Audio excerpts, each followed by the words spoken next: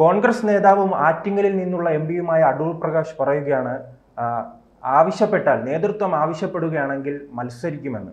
കാരണം എംപി സ്ഥാനം രാജിവെച്ച് പല എംപിമാരും നിയമസഭയിൽ മത്സരിക്കുമെന്നാണ് അദ്ദേഹം പറയുന്നത്. അപ്പോൾ വീണ്ടും ഒരു ഉപതെരഞ്ഞെടുപ്പ് കാലമാണോ വരുന്നത്?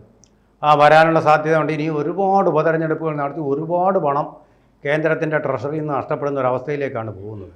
എം പിമാർക്കെല്ലാം പാർലമെൻ്ററി വ്യാമോഹം കാണും. ഈ പാർലമെൻ്ററി വ്യാമോഹം എന്ന് പറയുന്ന പാർലമെൻറ്റ് മാത്രമല്ല, നിയമസഭ. ഇപ്പോൾ ഇവിടുത്തെ കേരളത്തിലെ വിവരമുള്ള എല്ലാ എം പിമാർക്കും അറിയാം, കോൺഗ്രസ്സിന് ഇനി ഒരു വസന്തോദയം ഉണ്ടാകാൻ പോകുന്നില്ല ദേശീയ രാഷ്ട്രീയത്തിൽ നിന്ന്. അതുകൊണ്ട് പാർലമെൻറ്റിലേക്ക് പോയിട്ട് അവിടെ ഒരു കാര്യമില്ല, അവരുടെ വോയിസിന് യാതൊരു വിലയും ഉണ്ടാവില്ല. അവിടെ പ്രതിപക്ഷ നേതാവായിട്ട് ഇപ്പോൾ ഭാഗ്യത്തിന് ഇന്ത്യ മുന്നണിയുടെ ജാതി രാഷ്ട്രീയത്തിൻ്റെ പേരിൽ കിട്ടി.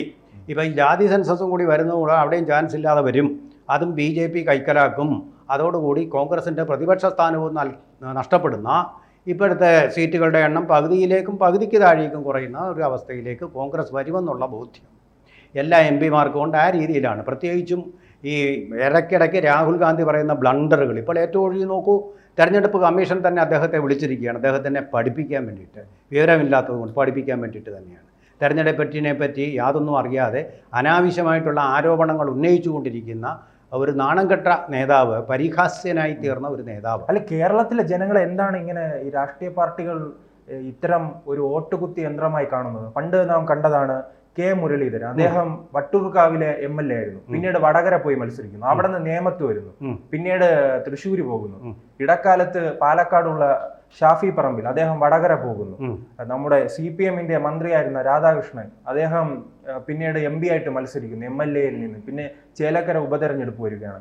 ജനങ്ങൾ എല്ലാ കാലത്തും ഇങ്ങനെ അല്ലേ വോട്ട് ചെയ്ത് ജീവിക്കുക? അതെ, എന്നും കുന്തും തെരഞ്ഞെടുപ്പ്. അല്ല, ഇതിന് എത്ര കോടി രൂപ വേണമെന്നേ? ഈ 1 നേഷൻ 1 ഇലക്ഷൻ എന്ന് പറഞ്ഞപ്പോൾ എല്ലാവരും കൂടെ കളിയാക്കി. എത്ര കോടി രൂപയാണ് ജനങ്ങൾക്ക് ലഭിക്കുന്നത്? ഈ രാജ്യത്തെ പട്ടിണിക്കാരെ പറ്റിയാണല്ലോ ഇവരെല്ലാം പറയുന്ന, പാവങ്ങളെ പറ്റിയും. അവരുടെ പട്ടിണി മാറ്റാൻ വേണ്ടിയിട്ട്, ചെറുപ്പക്കാർക്ക് തൊഴിൽ കിട്ടാൻ വേണ്ടിയിട്ടുള്ള ഇൻവെസ്റ്റ്മെൻറ്റുകളിൽ. അതോടൊപ്പം തന്നെ ഈ പ്രചരണം എന്ന് പറഞ്ഞ്, കൊട്ടിക്കലാശം എന്ന് പറഞ്ഞ് മണിക്കൂറുകളോളം ഈ വാഹനങ്ങൾ തടഞ്ഞിടുക. അത് വലിയ ശല്യമായിട്ട് ജനങ്ങൾക്ക് ഇപ്പോൾ തോന്നി. അതല്ലേ കഴിഞ്ഞ തെരഞ്ഞെടുപ്പിൻ്റെ അത്രയും വോട്ട് ശതമാനം ഇല്ല ഇപ്പം നിലമ്പൂരിൽ പോലും. അപ്പം മടുത്തു പോവുകയാണ് ജനങ്ങളിപ്പോൾ. മടുത്തു വരികയാണ് ഇവിടെ നമ്മുടെ രാഷ്ട്രീയം. വർഗീയമാണ്, അത് ജാതീയമാണ്, അസംബന്ധവുമാണ്. അതിൻ്റെ നിലവാരം ഉയർത്താൻ ആരും ശ്രമിക്കുന്നില്ല. നിലവാരം കുറഞ്ഞു വരികയാണ്. വർഗീയ സംഘടനകൾ അവിടെ ചിറകിട്ടടിക്കുകയാണ്. തെരഞ്ഞെടുപ്പുകളിൽ ചിറകിട്ടടിച്ച് പറന്നാർത്തുല്ലസിക്കുകയാണ്. ആ കാഴ്ചയാണ് നമ്മൾ കഴിയുന്നത്. വർഗീയത, മതനിരപേക്ഷത എന്നൊക്കെ നാഴികയ്ക്ക് 40 വട്ടം പറഞ്ഞുകൊണ്ടിരിക്കുന്ന ആദർശ ശുദ്ധരെന്ന് അവകാശപ്പെടുന്ന കക്ഷികൾ എന്താ ചെയ്യുന്നത്? ഈ വർഗീയ ശക്തികളെ കാര്യമായിട്ട് പ്രോത്സാഹിപ്പിച്ചുകൊണ്ടും വളർത്തിക്കൊണ്ടും കൊഴിപ്പിച്ചു കൊണ്ടുവരികയാണ്. ആ കാഴ്ചയാണ് നമ്മൾ കേരള രാഷ്ട്രീയത്തിൽ കാണുന്നത്. എന്നിട്ട് സ്വയം മതനിരപേക്ഷവാദ മുന്നണി എന്നൊക്കെ പറഞ്ഞുള്ള വലിയ ബെടാവാചകങ്ങൾ ഇങ്ങനെ അടിച്ചുകൊണ്ടിരിക്കുന്ന ഒരു കാഴ്ചയാണ് കാണുന്നത്. വർഗീയത, ജാതീയത കാർഡുകൾ, പ്രാദേശികത കാർഡുകൾ ഉപയോഗിക്കാത്ത ഒരു പാർട്ടിയും ഒരു മുന്നണിയും കേരളത്തിലില്ല എന്നുള്ളതാണ് വസ്തുത. ആരും വിശുദ്ധരല്ല. നിങ്ങളിൽ പാപം ചെയ്യാത്തവർ ഇവരെ കല്ലെറിയുക എന്ന് പറയുന്നത് പോലെയാണ്.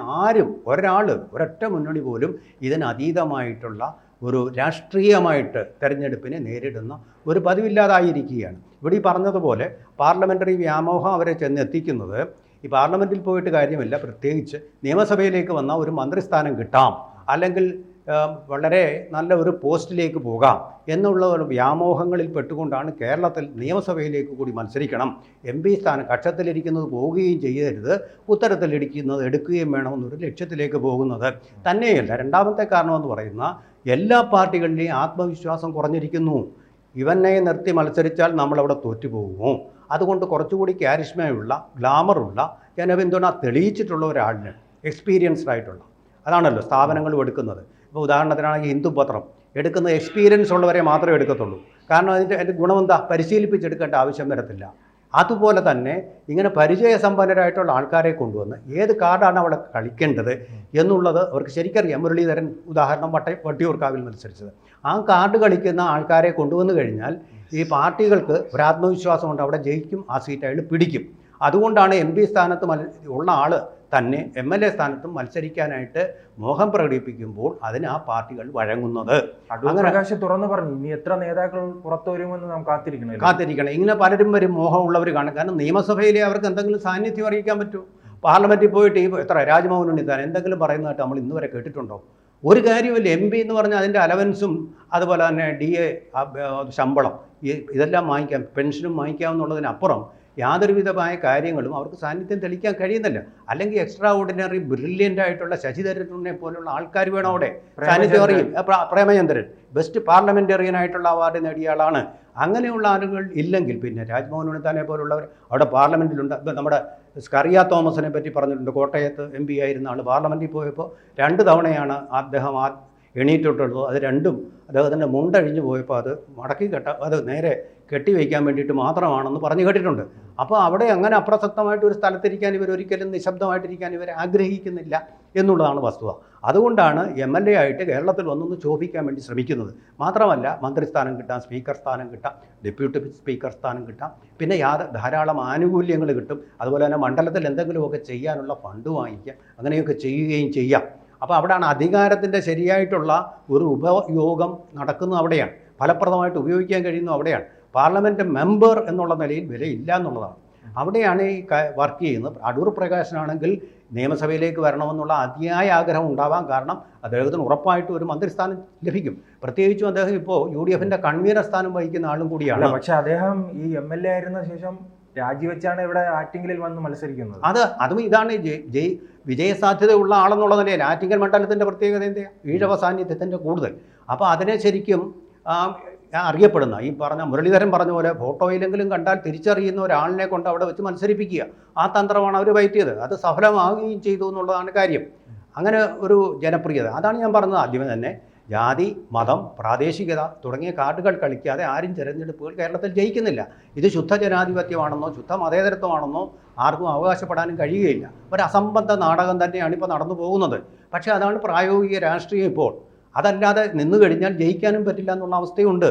അപ്പോൾ അതുകൊണ്ട് അത്തരത്തിലുള്ള ഒരു ധർമ്മസങ്കടം കേരള രാഷ്ട്രീയത്തിൽ അനുഭവപ്പെടുന്നുണ്ട്. ഇനി പോകെ ഇതിൻ്റെ നിലവാരം കൂടുതൽ താഴോട്ട് പോകാനുള്ള സാധ്യതകൾ മാത്രമാണ് കാണുന്നത്. കാരണം മത്സരങ്ങൾ കടുത്തതാവുകയാണ്. അതോടുകൂടി ഇപ്പോൾ ഒരാൾ കക്ഷിക്ക് വൻ ഭൂരിപക്ഷം അങ്ങനെ കിട്ടുമെന്ന് ഉറപ്പുണ്ടെങ്കിൽ ഈ കാർഡുകൾ കളിക്കേണ്ട ആവശ്യമില്ല. പക്ഷേ ടൈറ്റാണ് ഇവിടെ മത്സരം.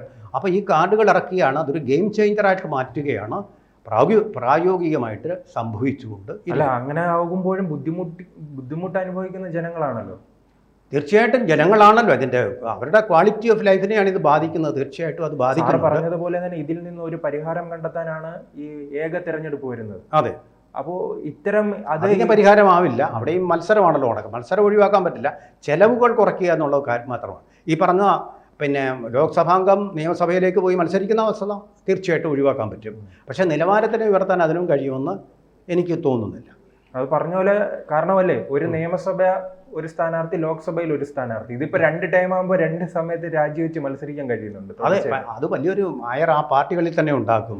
കാരണം എനിക്കൊരു സ്ഥാനവും ഇല്ല, അയാൾ ഇപ്പോൾ 2 സ്ഥാനത്തിന് വേണ്ടി ശ്രമിക്കുന്നു എന്ന് പാർട്ടിയിൽ വളരാൻ ആഗ്രഹിക്കുന്ന പ്രത്യേകിച്ചും യുവ തലമുറയ്ക്ക് അങ്ങനെ ഒരു തോന്നൽ ഉണ്ടാവുകയും പാർട്ടിയോടുള്ള ഈർഷ്യ വർദ്ധിക്കും. മറ്റു പാർട്ടികളിലേക്ക് അവർ പോകാനുള്ളൊരു അവസരം കൂടെ സൃഷ്ടിക്കാനും സാധ്യതയുണ്ട്. പാർട്ടിക്ക് തന്നെ ഡാമേജ് ഉണ്ടാക്കും കുറച്ചെങ്കിലും എന്നുള്ളതും നമ്മൾ വായിച്ചെടുക്കേണ്ടതായിട്ടുണ്ട്. കൂടുതൽ വാർത്തകളും വിശേഷങ്ങളും നിങ്ങളിലേക്ക് എത്താൻ ABC മലയാളം സബ്സ്ക്രൈബ് ചെയ്യുക, ബെൽ ബട്ടണും അമർത്തുക.